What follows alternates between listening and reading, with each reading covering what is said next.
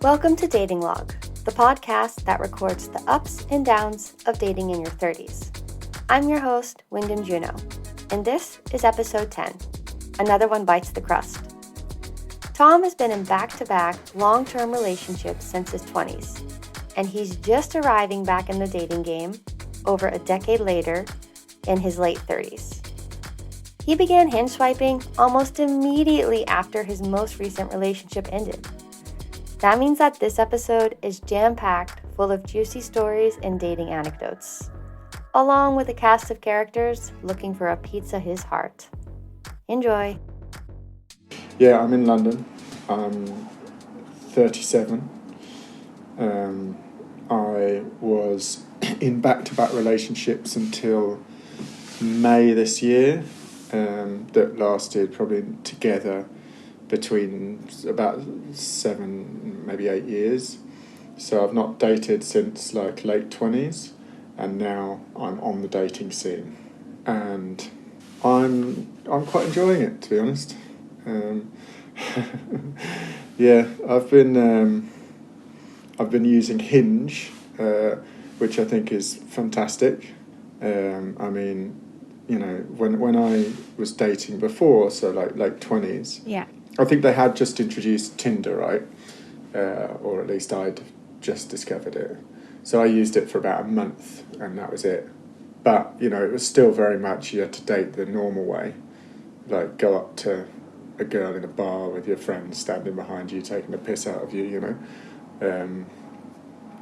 And, yeah, that's good, and I like that. And then suddenly there's Hinge, right, which is in the centre of London, and you've just got this endless sea of possibilities, you know. It's I think they're spoilt for choice nowadays, these daters, you know. It's just like but it's got positives and negatives, because at the same time, too much possibility is like, if one of your messages is remotely boring or you know, not funny, you're cut for the next guy, you know, because especially the hot girls, they've got like 50 guys writing to them at the same time, all offering them the best dates in town, you know, and there's you coming with a date saying, do you want to go for a walk in the park, you know, and grab a coffee? You're cut, you know, not good enough. So there's that side, but then there's also, you've got that as well, like, you know, you just constant options or possibilities. So it's been interesting. No, I've definitely been enjoying it. Although there has been times when I've woken up and thought like, you know, felt like I'm in the lost property basket. But I think that's just a perception sometimes when you're feeling a bit negative about it. Yeah. Yeah. That was quite a loaded intro. I have lots of questions for you. Okay, so you mentioned you were in back-to-back relationships, and let's go back to the beginning of this. Tinder had just come out and you were on it for about a month. Did you meet the first relationship via Tinder? I did, yeah. Yeah, she tried to have me pretend that we didn't meet via Tinder for like the first 6 months or something, but then sooner or later got bored of lying and just said, yeah, we met on Tinder. But yeah, we did. But the second one did not. And the second one was actually a really nice meet. So I'd been with the first one for like 5 years. And it was COVID, and she'd gone back to Argentina. That's where we met. That's where she's from. And I'd come back to England, and I'd studied a master's in England, and I was trying to sort of reintegrate into society here, you know. And I was trying to get in a very specific line of work, kind of like sort of almost like an area of journalism, right, that requires a lot of dedication and a lot of free work. So I was doing free work for like a year. So I was like unpaid, living at my parents', living at my mum's, you know, she's had enough of me. Living at my dad's, he's had enough of me, right? And it's mid-COVID, and I'm at my dad's, which is in north of France, in the middle of nowhere. I'm talking like 10 kilometres from the closest shop, right? Over winter, I've broken up with my ex, and I just had not got a job for like, I don't know, it was like 18 months or something. so it was a dark time, and then I got a job in London, and now I'm coming back to London, with a job. So I'm going to earn money. I'm going to see friends again. I'm going to have this new life. Start dating again, which I was really looking forward to. And on the way back, on the boat, I met this other girl, right? So it was like, oh my God, it's fallen out of the sky, right? There was one other person pretty much on this boat, and it was her. She was far too young for me. I was like 12 years older than her. But we didn't know that at the time. We started dating, and then it just sort of evolved. Anyway, it still felt like it fell out of the sky. So it was good, and it lasted 2 years. Then it broke. Anyway, that was like a really strong impetus to a relationship. And I do feel like you do lose that with the Hinge thing, right? So part of my adapting to Hinge has been an acceptance. This is how everyone's dating nowadays. This is what everyone's doing. So just get on with it, right, and make it work. The dating apps. Yeah. Okay. So I don't know if people are still meeting each other in real life, but it seems like everyone's on Hinge, right? So. Okay. Yeah. You tell me, yeah. Well, you're the dating expert, so. Yeah. Not the experts. I am the dating investigator. Okay. Can I ask, why did you choose Hinge?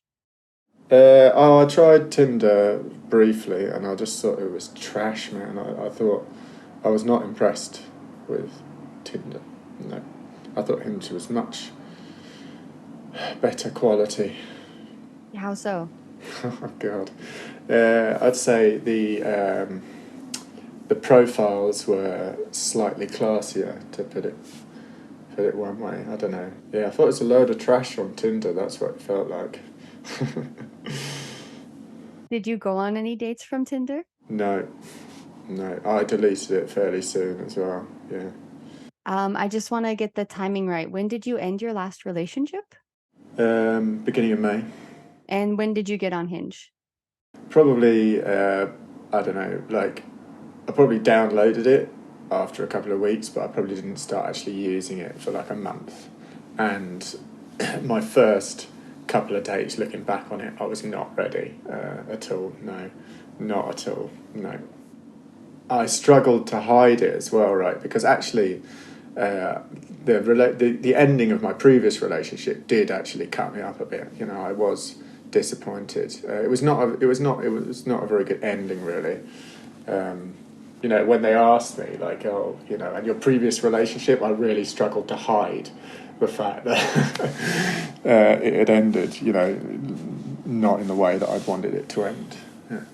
Why did you decide to go on dates so quickly if you knew you weren't ready? Or like, why do that after a breakup that did something to you? I was trying to, recover from the situation and sort of turn it round. Like, I did a number of things, I made some positive changes and stuff, and it did work, to be honest. I never really got to like process the end of that relationship because we just never spoke. That was it, which is ridiculous. But sooner or later, I just gave up caring, really. Actually, the dating in the end really helped, right? Once I started meeting like quite nice people and had some, had some, I don't want to say options, but I don't know how to say it in a nice way. But yeah, like I saw that there was other people out there. Options is a valid word. Yeah, I thought I saw there was other people out there, and and some nice people and more appropriate and whatever. Then that was nice. Yeah. Yeah. About how many dates or how much time in did you start feeling ready for dating? Well, I don't know, a couple of months maybe. So fairly early on, I had a good date with this girl. She was really cool, and the date was going really well, really well. We're like belly laughing, and I'm thinking, oh, this is decent. And then I don't know how we got onto the topic. Yeah, she was like trying to ask me like about my previous relationship, and I was like, oh, we don't want to talk about that, you know. And then she pushed and pushed. So then I tried to give her a light version of this story. I said, oh, you know, and then she just disappeared. And, you know, to be honest, it's been difficult. Oh, that's why, because she was asking, because I was doing a triathlon. She was asking, why are you doing a triathlon? Why are you doing a triathlon, right? And I was just like, oh, just because I want to do it, and because I was doing it with my brother-in-law, you know, and I was enjoying it, and I was enjoying getting fit. And she was like, why are you doing a triathlon? Like, right. So I was like, well, actually, there is a reason. I said, you know, I'd had a difficult time earlier this year, and this was like a sort of positive response. Anyway, she just dropped in tone after I'd done this, right? And I'm like, for fuck's sake. And then she's gone to the bathroom and come back. And so I'm trying to bring it back, trying to get the vibe back, trying to joke and whatever. And about 10 minutes later, still she's just flat.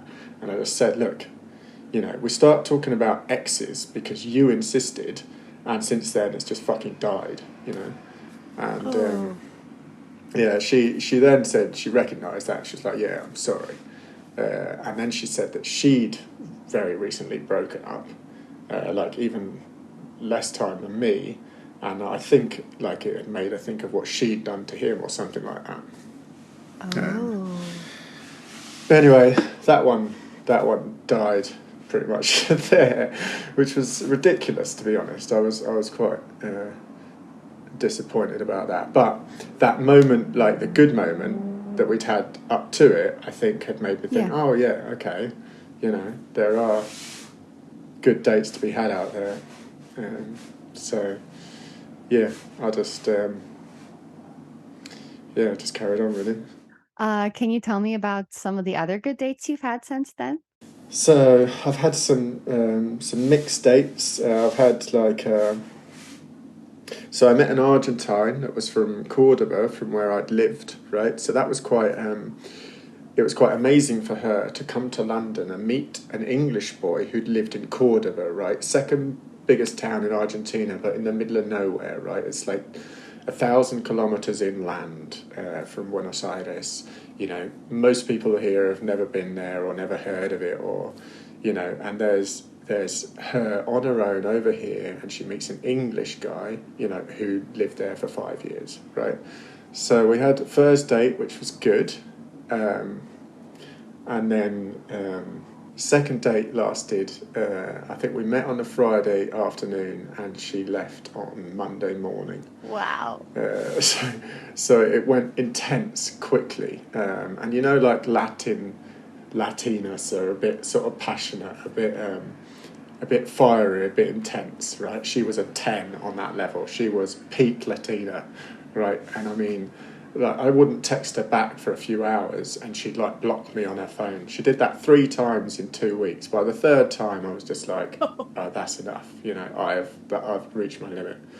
But then she kept writing and writing and writing, and she even so I got into bed one evening at like 10 o'clock. Bear in mind I live in a building with a concierge, and I got into bed really early and I felt a knock at the door, and it was like a shiver down my spine, and I went to answer the door, and there's this girl with absolute fury in her eyes, dressed up to the nines, looking fantastic, there to give me a bollocking in like high heels.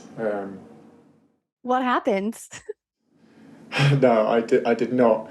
I just tried to say, look, you know, I'm very sorry, but I just, you know, I thought it was too much that you'd blocked me 3 times in 2 weeks. I thought it was too much, and I thought, you know, if you've done that within 2 weeks, what's it going to be like in a few months? I said that sounds like quite a stressful relationship, but that's not the sort of thing I want to be involved in. Yeah, fair. That day, I'd had a situation at work.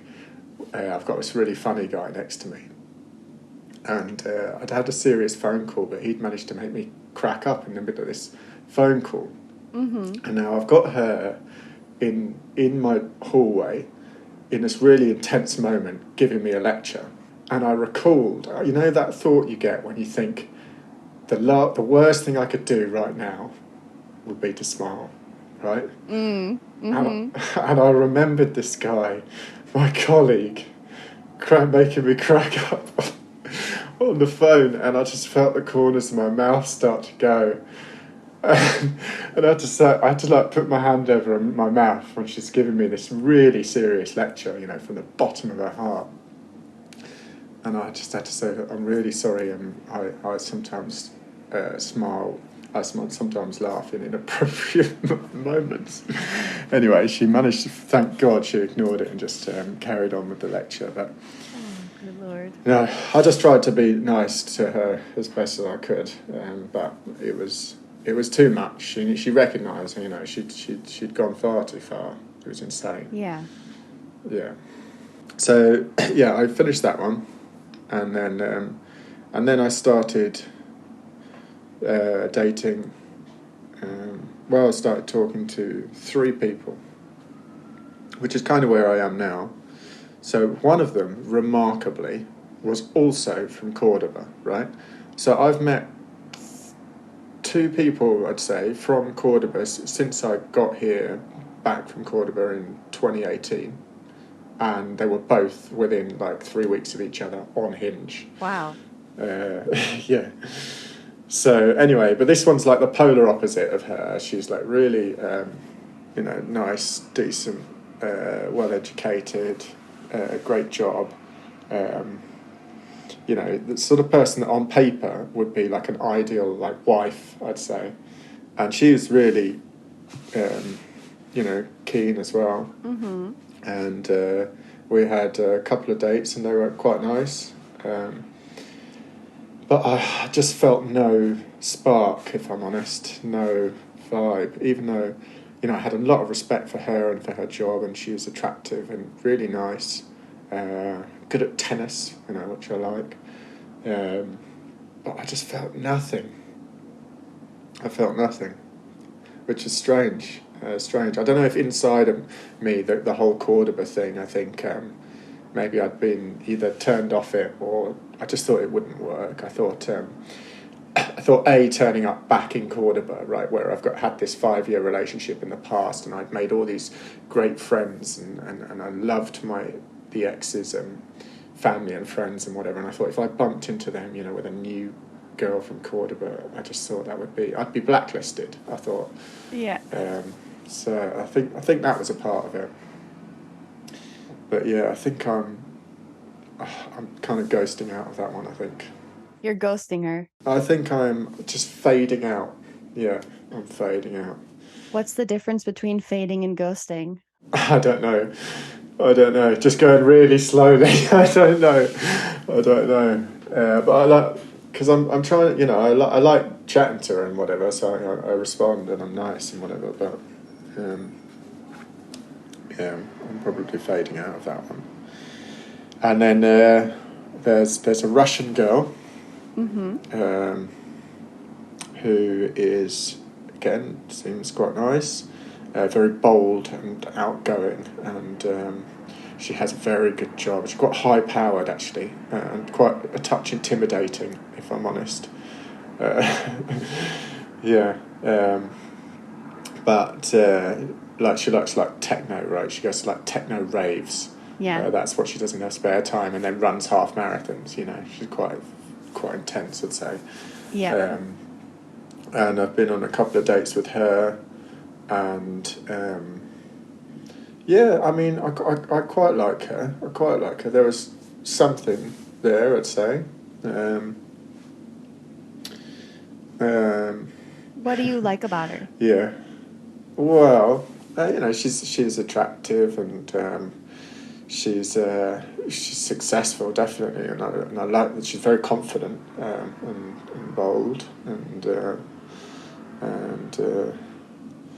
yeah, she's quite nice. We've had reasonably good chat, I'd say.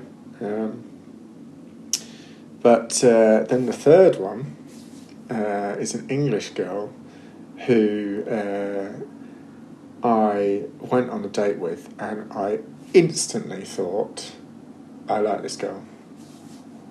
Yeah, I did. I came away from that date thinking, yep, I can do that. Like, I'm into that, definitely. It's very strange, like,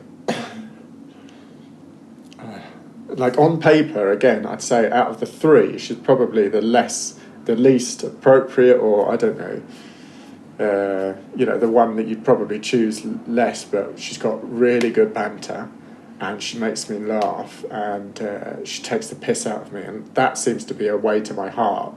And yeah, she's definitely cool. I mean, we are worlds apart in who we are, but no, it's been really good connection. Yeah, for me, certainly. Yeah. So yeah, it's funny how it works.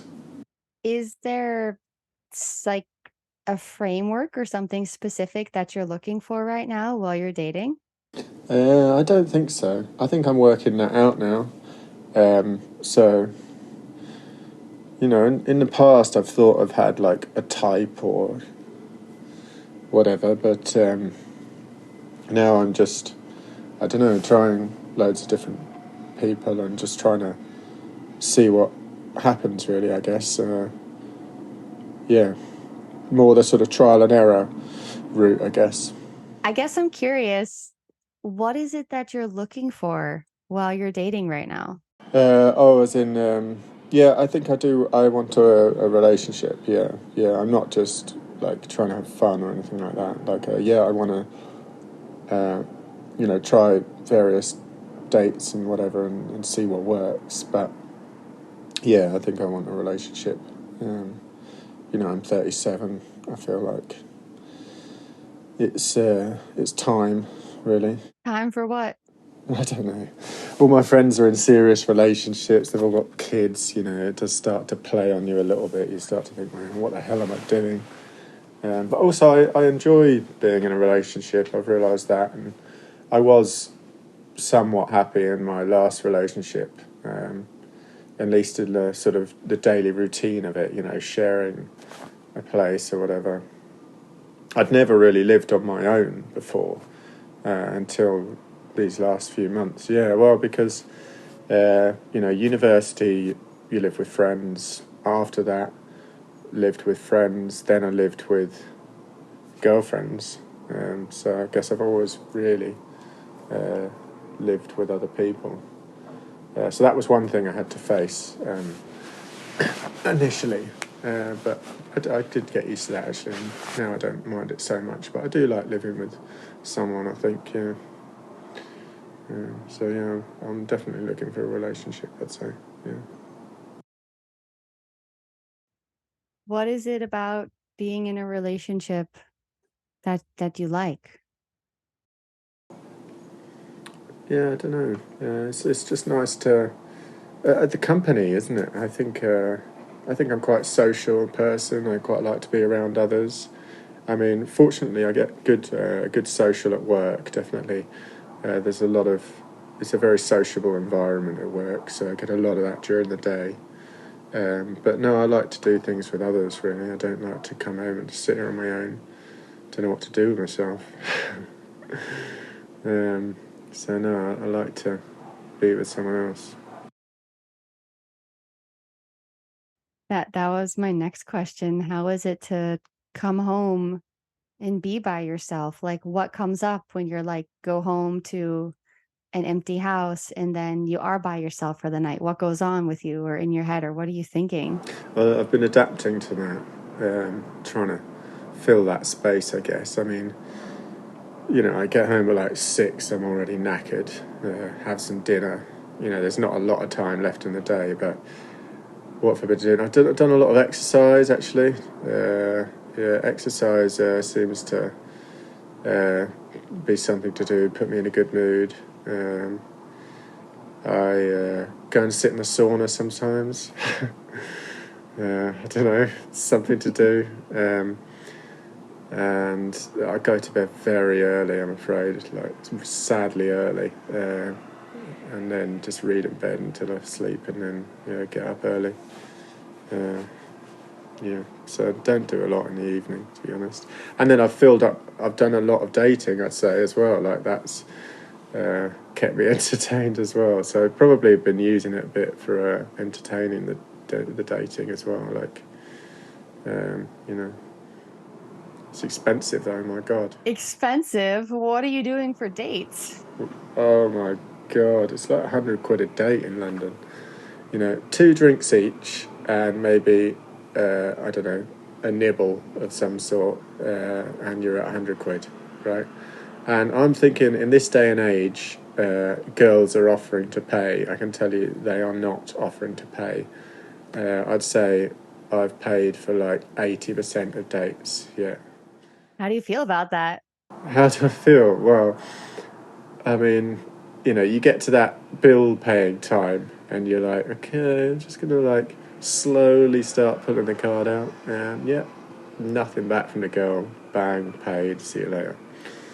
I don't know why that's the case. But Yeah, I also don't know why that's the case. I thought we reached this point where it's like more equal.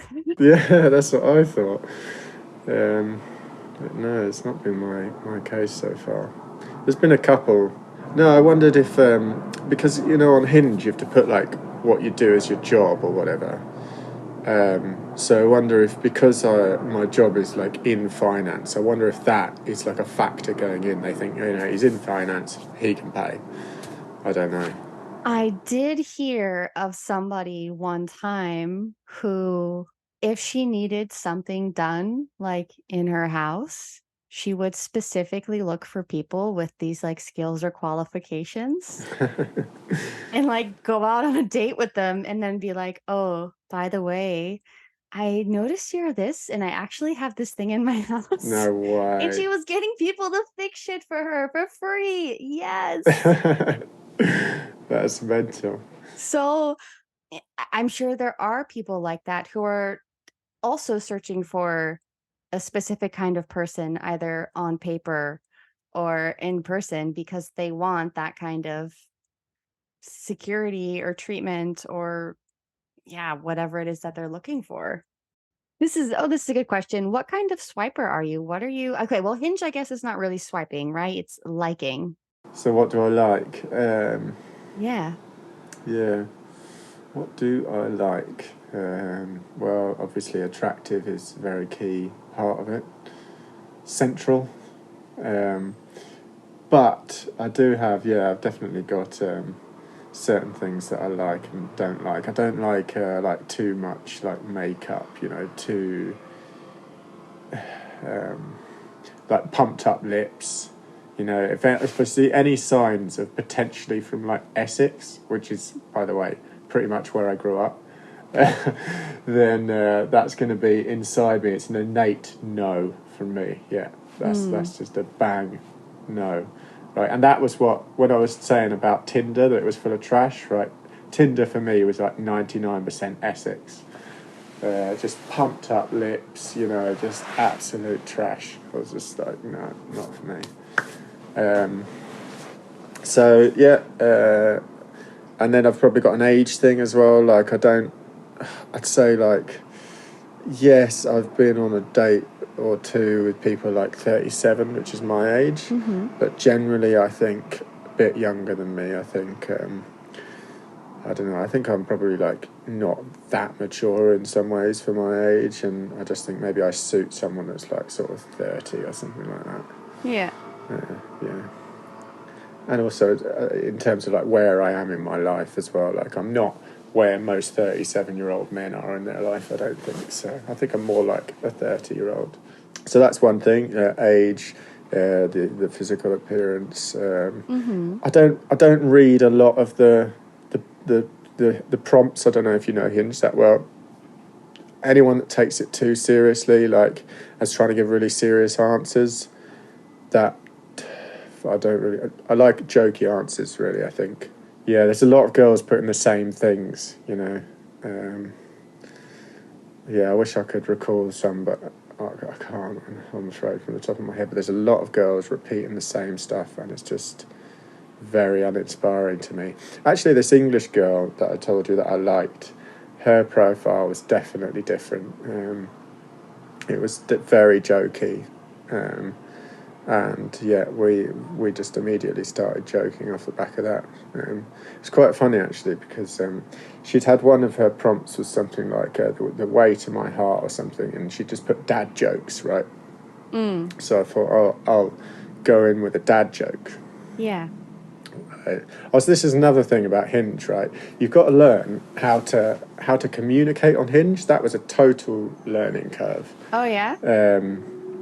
Yeah, you can't just go in with like, hi, how are you?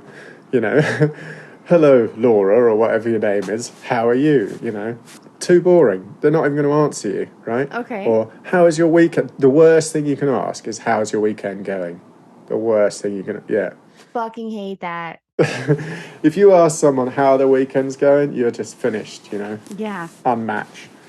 So I think you can't even say hello. I think you have to go in with something sharp, you know, something out there, a little bit, you know, punchy, a little bit edgy. Yeah. So that's how you've got to start. And then you've got to keep that up as well, right? You can't relax and just be like, anyway, how are you doing now? You know, or something like, how's your day going? You know, blocked, not answered. You know, not blocked, but not answered. Anyway, so I went in with what was it? It was like, right. I was like, do you want to hear a joke about a pizza? Right. I don't know why I've come up with this shit dad joke. Anyway, I have. So I've got in with that. Is it super cheesy? So she's answered that within like 2 minutes. And I'm like, oh my God. I thought, this was the basest joke of all time. So I was like, ah, ha, ha, ha, ha. I was like, no, you know, I'm not that basic, you know, and the eyes emoji. And then I thought, fuck, I immediately need to come up with another pizza joke, right? A better one. So I'm like trawling through pizza jokes, trying to find a funny one. So I'm like, oh, left a pizza in the oven last night, burned 2,000 calories. Still no response, right? I thought, oh, fucking hell. This is... But so I've gone in with another one. Right? I've gone there. I've gone, oh, no. No, I've not... What have I put? I've put... oh, man, can't believe it. Another one bites the crust. And about 20 minutes later, she responded. And then, to her credit, she responded with a pizza pun. Right? She's come and rescued me from this pizza pun spiral with a pizza pun. Right? Yeah. And I'm like, I thank her for this, for throwing me a bone, you know, for saving me from down here. I was dying down here, you know, drowning in pizza puns. Thank you so much. And then she's done a couple more. It was fantastic. So I was very pleased with that. Anyway, we had a lot of jokes after that. So that was a good start. That sounds fun. To like flip this completely, have you had any like really terrible or outrageous in a bad way dates? I've had a couple. Oh yeah, no, I've had a few actually. So, well, I've had a couple of dates where, and this is difficult to say without sounding like a male chauvinist, right, or whatever, but I've had a couple of dates where they've turned up and I'm afraid they did not look like they did in their pictures. Okay, that sounds bad, but no, when you instantly feel like you really don't fancy them, you know. Yeah. And you also feel a little bit cheated, you know. But then I'm just like, well, I'm here now, so I had one date with this girl, and she turned up within 2 seconds. I'm just like, that's a no. But I've turned up, and we've gone for a restaurant. That's the worst decision. That's part of the learning curve, right? And I've paid for dinner. I've sat there for 2 hours with her, and I've got to the end as well. Oh, this was the worst. I've got to the end, and I was like, oh, so, you know, I haven't dated for ages or whatever. I don't know how it works now. Does the man still pay? And she was like, yeah, that's fine. 120 quid. Right? I fucking was bored shitless. Just trying to be nice the whole night. Didn't fancy her at all. Oh, no, it's terrible. But she made me pay for it. Yeah, I think she could sense that I was not into it. And she just said, yeah, you can pay for it. Yeah, so that was not good. I've had a few of those actually. Where you sat through a whole dinner together? Well, sat through a whole evening. Like I don't mind to try and chat and try and get something out of it. You know, let's give them a chance. Let's see how they are, and Yeah. you know, try and get something going. But no, that one was depressing. I can remember coming home on the train after that one, just dropped 120 quid. I hadn't enjoyed it at all, and I remember phoning my mate. And I felt pretty damn miserable after that. But yeah, then you just got to get back on the app, get another one. Move on to the next one. Yeah, is that how that works? And get some hope going again. Yeah, it does works. There's been a couple of slightly crazy ones, I'd say. Oh, yeah? Enlighten me. There was also a girl from Romania Mm-hmm. that was pretty nuts. Getting really hot, right? Smoking. And we walked around for hours. Did a really nice loop around Hammersmith, around the river. It's my favourite walk. Yeah, she was definitely a bit nutty, but I thought, well, fine, give her a chance and whatever, and she's really attractive, so fine. Yeah, we get to the end of the date and started kissing. And she was like, I know what you're thinking. I was like, what? She was like, is it too soon to grab my ass? It's like, okay, so grabbed her ass. Anyway, that was besides the point. So I thought that had gone well, and then afterwards, again, next day or something, I hadn't texted until the evening or something, and I just got psycho messages. She was fuming, absolutely fuming. Where's my message? How you doing? How was your day? Nice bum, X. Whoa. Yeah. And I was like, I'm really sorry, and sorry, I didn't realise that you, felt like that. Some girls don't like to be texted too much, you don't want to crowd them out or whatever. And she was like, you don't really mean that, that's bullshit, again, really intense, yeah.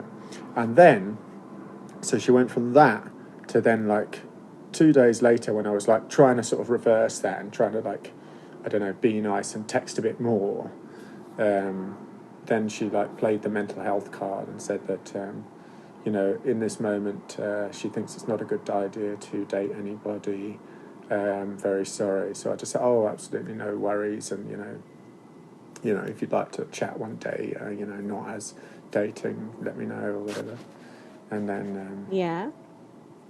and then she started posting status updates with her doing fun things and rollerblading and stuff like this. And I don't know. It was all very conflicting information, but Yeah, sounds like I just it. again removed that one from my phone. Yeah, and that's when you have these moments when you think afterwards that am I in the lost property basket? You know what I mean?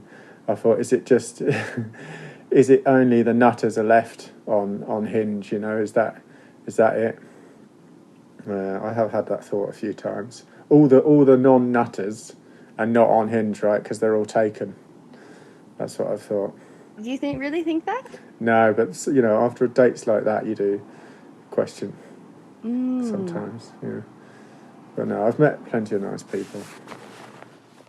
You mentioned earlier, you said, I think something like, oh, I should probably just get on with it because a lot of your friends are married and they have kids and they have houses, and you chose to do life a little bit differently. So I'm wondering, is there some sort of social or family pressure or something that's giving you this feeling of you should just get on with it?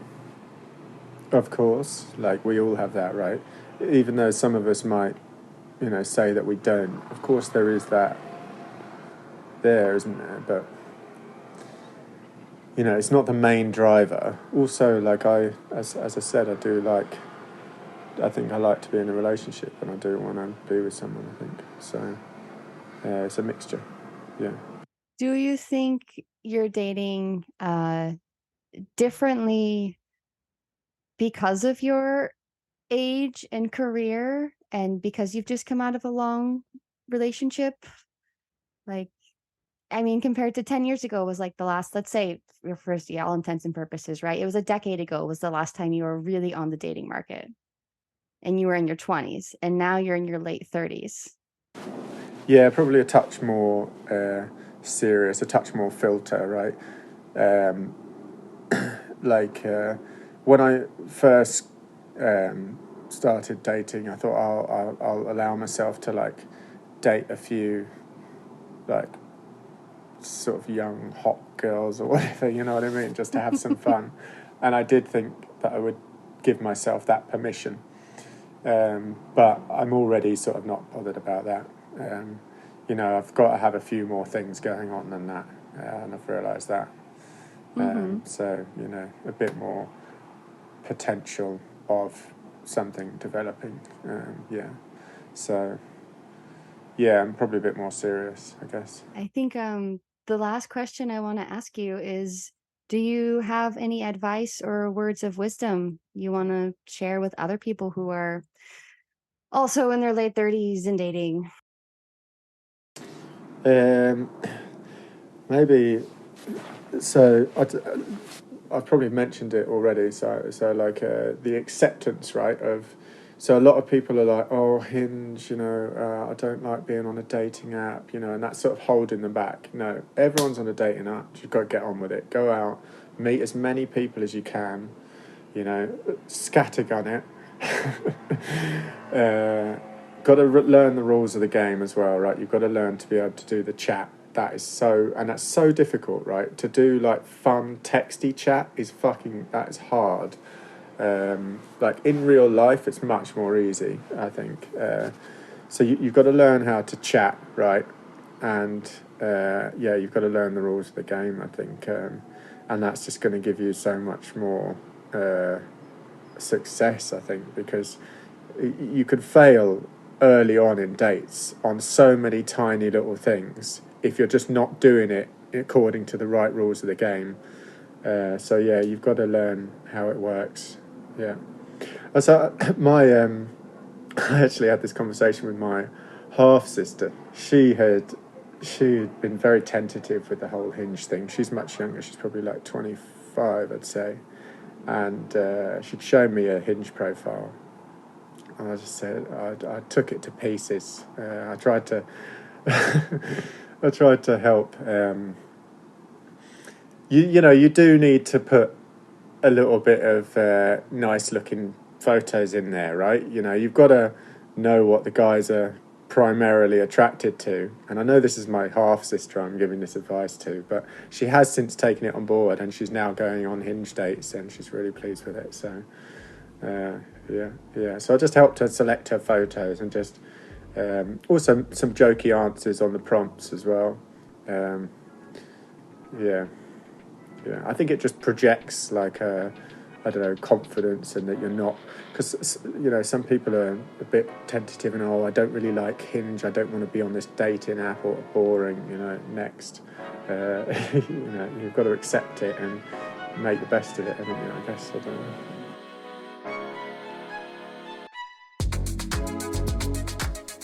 Hey, Wyndham here with a quick note before the credits. Harry and I have had a lot of fun these last few months making these episodes, but we've only got 2 episodes left this season, and we want to know, what do you think? What have you liked? What are you missing? Is the context relevant? Do you want a season 2? And what could we explore? Please leave us your questions, comments, suggestions, slide into our DMs on Instagram, write us an email, use the form on the website. It's a 21st century. I'm sure you can reach us if you want to. And we are very much looking forward to hearing from you. Thanks! Dating Log is recorded and hosted by me, Wyndham Juno. It is produced by Harry Dart. Our artwork is in collaboration with Esme Hemming Studio. You can follow us on Instagram at Dating Log Podcast. Our website is datinglogpodcast.com. And if you'd like to send us a message, you can slide into our Instagram DMs or email us at datinglogpodcast@gmail.com. Please like and subscribe wherever you listen. And if you're enjoying the episode so far, leave a review and tell a friend. We'll be back in a fortnight with the next episode. Please don't ghost us.